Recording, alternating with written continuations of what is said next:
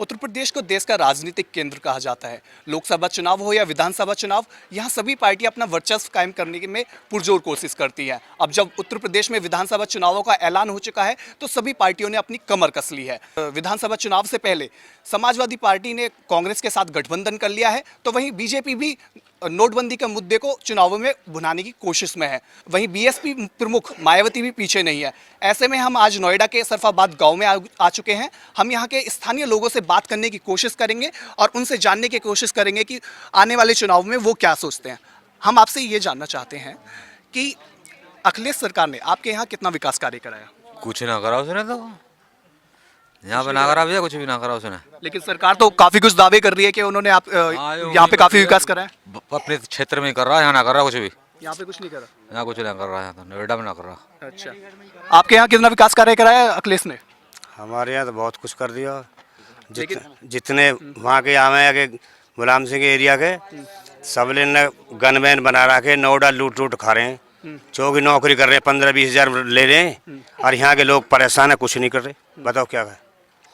किसी को लोन नहीं मिला, किसी को मकान नहीं मिला, आज तक भी कोई किसी कोई भी कहते हैं तक। तो अपने एरिया कर रहे हो, यहाँ के लिए क्या कर रहे हो?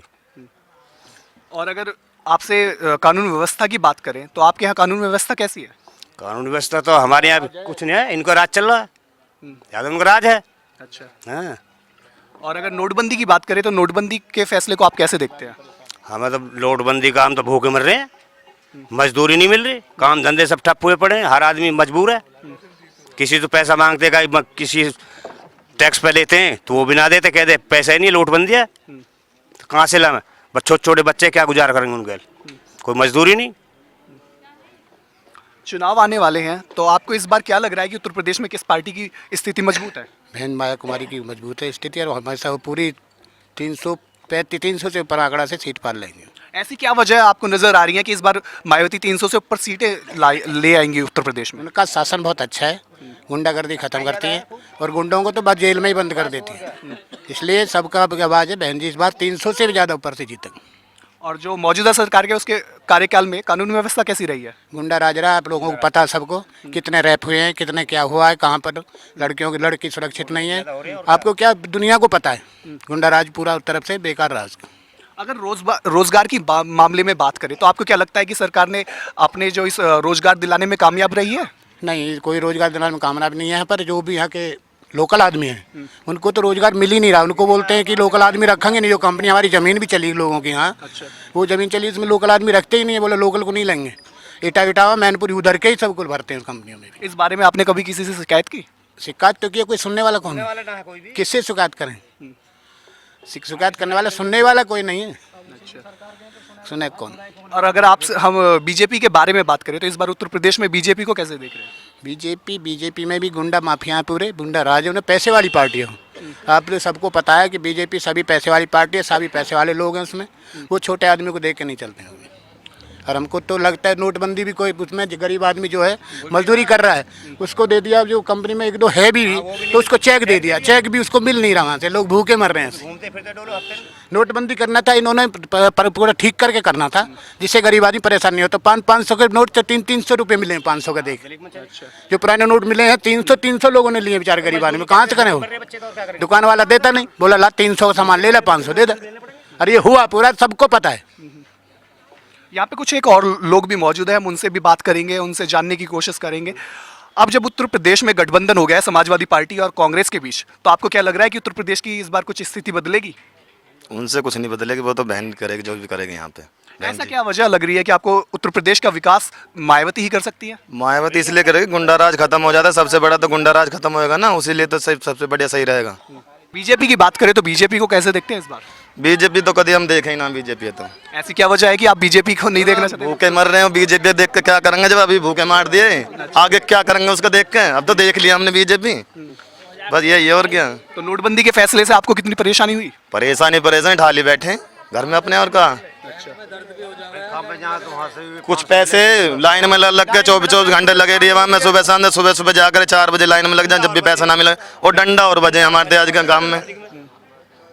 उत्तर प्रदेश चुनावों में आपको इस बार क्या लग रहा है कि किस पार्टी का जोर है?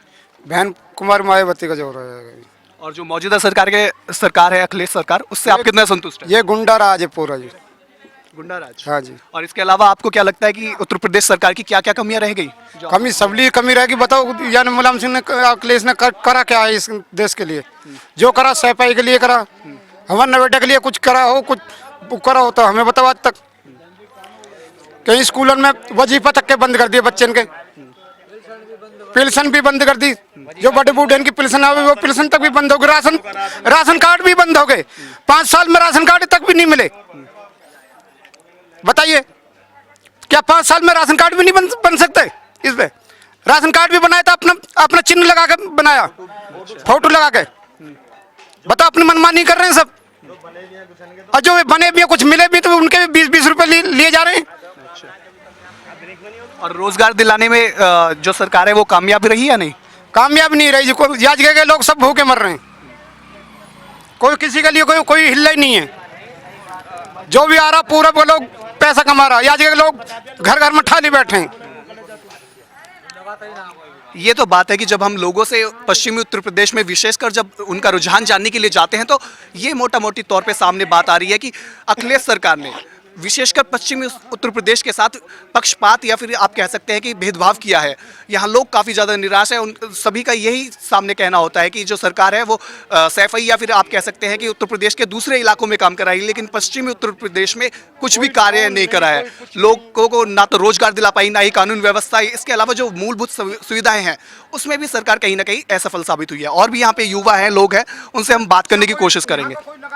आपको क्या लग रहा है कि उत्तर प्रदेश में इस बार किस पार्टी का ज़्यादा जोर है? 100% माननीय बहन कुमारी मायावती जी की सरकार बनेगी, क्योंकि सबसे अगर ये देश को या प्रदेश को उच्च तक पहुंचाना है तो उसके लिए सबसे पहले शिक्षा की ज़रूरत होती है।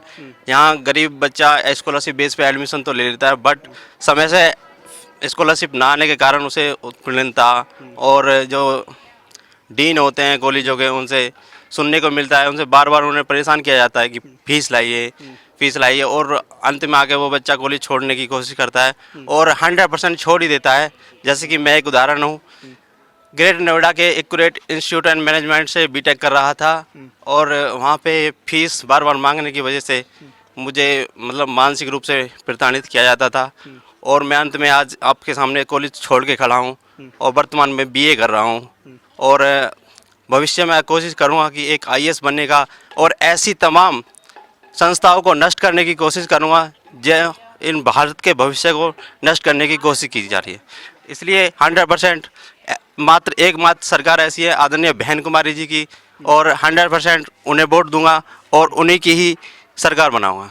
धन्यवाद। तो आप समझ सकते हैं कि ये छात्र है जो अपने कॉलेज को बीच में ही छोड़ दिया सिर्फ इस वजह से क्योंकि ये अपनी फीस की पूर्ति नहीं कर पाए, जबकि सरकार जो है प्रदेश सरकार हो या केंद्र सरकार हो वो दावे करती है कि उन्होंने शिक्षा के क्षेत्र में काफ़ी कुछ काम किया है। और लेकिन जो ज़मीनी स्थिति है वो आप देख सकते हैं कि ये कितनी परेशानियों का सामना करना पड़ा और हार कर इन्हें अपने कॉलेज को छोड़ना पड़ा। आप एक युवा हैं, अगर शिक्षा के अलावा हम बात करें कि शिक्षा के बाद पूरी करने के बाद अगर आप कर भी लेते तो क्या रोज़गार उत्तर प्रदेश में मिल पा रहा है? बिल्कुल नहीं है। 0% रोजगार की यहाँ सुविधा है। ना कोई यहाँ इन्वेस्ट किया करता है, ना कोई कंपनीज बढ़िया हैं जिससे कि युवाओं को रोजगार मिले। मैं समझता हूँ रोजगार का बिल्कुल भी नहीं है। थोड़ा बहुत जो नौकरियाँ लगी थी वो आदरणीय बहन कुमारी मायावती जी के ही शासन में लगी थी, वही युवाओं के लिए बेस्ट सरकार है। आप एक युवा हैं, उत्तर प्रदेश में युवा ही मुख्यमंत्री है, तो आप हमें ये बताइए कि अगर शिक्षा की बात करें तो शिक्षा के साथ शिक्षा की गुणवत्ता भी काफ़ी मायने रखती है, तो उत्तर प्रदेश में शिक्षा की गुणवत्ता कैसी है? देखो, मुख्यमंत्री चाहे युवा हो या फिर वृद्ध हो, एक सबसे अच्छी बात होती है समझ की। एक युवा है तो एक युवा को काफ़ी एक्सपेक्टेशन होती है, उन्हें भी एक मुख्यमंत्री के तौर पे एक युवा के दर्द और उनकी परेशानियों के बारे में एक अंदाज़ा होता है। तो इस लिहाज से हम ये जानना चाह रहे हैं कि एक युवा मुख्यमंत्री आपकी परेशानियों को कितना समझ रहे हैं और शिक्षा की गुणवत्ता के बारे में उन्होंने कितना कार्य किया है, या फिर जो कॉलेज है या फिर जो परेशानियाँ क्या क्या हैं? बिल्कुल भी काम नहीं किया है, मैं तो यही कहूँगा, क्योंकि यदि काम होता तो लोग वाकों को बीच में दिखता। और मेरे जैसे हजारों छात्र प्रति साल अपने कॉलेज छोड़ के कहीं मजदूरी या फिर कहीं छोटा मोटा रोजगार करके अपनी ज़िंदगी चला रहे हैं, और यदि उनके साथ समय से स्कॉलरशिप आ जाए, समय से शिक्षा का अच्छे से पढ़ाई हो, तो मैं समझता हूँ कि रोज़गार की व्यवस्था बढ़ेगी। और फिर से मैं कहूँगा यदि बहन जी की सरकार बनेगी तो रोज़गार 100% बढ़ेगा। तो आप देख सकते हैं कि जहां मुख्यमंत्री अखिलेश यादव बच्चों को लैपटॉप दे चुके हैं और अब स्मार्टफोन देने का वादा कर रहे हैं, लेकिन जो मुख्य शिक्षा की बात है, जहां एक गरीब तबके से जो छात्र आते हैं उन्हें छात्रवृत्ति की काफ़ी ज़रूरत होती है, लेकिन समय से छात्रवृत्ति ना मिलने की वजह से ये सीधा उदाहरण आपके सामने है कि इन्हें अपने कॉलेज की शिक्षा बीच में ही छोड़नी पड़ी। तो आप देख सकते हैं कि उत्तर प्रदेश के हालात कैसे हैं और आने वाले चुनावों में ये जो समस्याएं होती है कहीं ना कहीं ये लोगों के मन में रहती हैं और इसी को सोचकर लोग वोट करते हैं। यहाँ पे और भी कुछ एक लोग हैं, हम उनसे जानने की कोशिश करेंगे और उनसे बात करेंगे। उत्तर प्रदेश में युवा मुख्यमंत्री है, तो हम आप हमें ये बताइए कि एक युवा मुख्यमंत्री ने आपकी कितनी समस्याओं को समझा और उसके लिए कितना कार्य किया? आज तक हमारी एक भी समस्या हल नहीं हुई है और हम बहुत परेशान हैं। घर में हमारे कई जने बुखार में पड़ते हैं तो अस्पताल में इलाज करने से पहले फार्म भरवाते हैं। और अगर नोटबंदी की बात करें तो नोटबंदी के बाद आपको कितनी परेशानी हुई? नोटबंदी के बाद तो घर में खाना तक नहीं, सब्जी तक भी नहीं आई थी। 2000 का आ जाकर तो गली गली खुलाने के लिए घूमते फिरते थे। आपको क्या लग रहा है उत्तर प्रदेश में इस बार किस पार्टी का जोर है? इस बार बस एक ही पार्टी है, बीएसपी पार्टी, और उसी का जोर है। हम यहाँ पे सभी से बात कर रहे हैं तो बीएसपी को काफ़ी ज़्यादा लोग सपोर्ट कर रहे हैं। ऐसी क्या कुछ वजह है जो हमें आप बता सकते हैं कि आप चाहते हैं कि बीएसपी की सरकार आए? बीएसपी की सरकार पिछले 4 बार मुख्यमंत्री रह चुके हैं बहन कुमारी मायावती जी। जो उन्होंने काम कराया है वो किसी और पार्टी ने या किसी और सरकार ने अभी तक नहीं कराया है, इसलिए यहाँ के जो सभी लोग हैं वो उन्हीं को चुनना चाहते हैं और उन्हीं को चुनेंगे, और मैं भी अपना वोट उन्हीं को दूंगा। तो आप समझ सकते हैं कि यहाँ पे साफ तौर पे जो रुझान है वो कहीं ना कहीं बीएसपी के पक्ष में आ रहा है। और अगर दूसरी पार्टियों की बात करें तो लोग उनसे संतुष्ट हैं, लेकिन जो कार्य उन्हें करने थे कहीं ना कहीं उसमें जो मौजूदा सरकार है वो असफल साबित हुई है। और नोटबंदी को लेकर लोग काफ़ी ज़्यादा निराश हैं। नोटबंदी के बाद लोगों को काफ़ी ज़्यादा परेशानियों का सामना करना पड़ा, अपने रोज़मर्रा की चीज़ों के लिए दर दर भटकना पड़ा। और कहीं ना कहीं जब हमने लोगों से जो गठबंधन हुआ है समाजवादी पार्टी और कांग्रेस का उसके बारे में जानने की कोशिश की, तो लोगों का यही साफ तौर पे कहना है कि गठबंधन हो जाने से जो उनकी समस्या है और जो उत्तर प्रदेश के हालात है वो नहीं बदलने वाले। इसके अलावा आने वाला वक्त ही बताएगा कि उत्तर प्रदेश में किसकी सरकार बनेगी। कैमरा पर्सन गौतम के साथ मैं अंकित नागर, नेशनल दस्तक, नोएडा।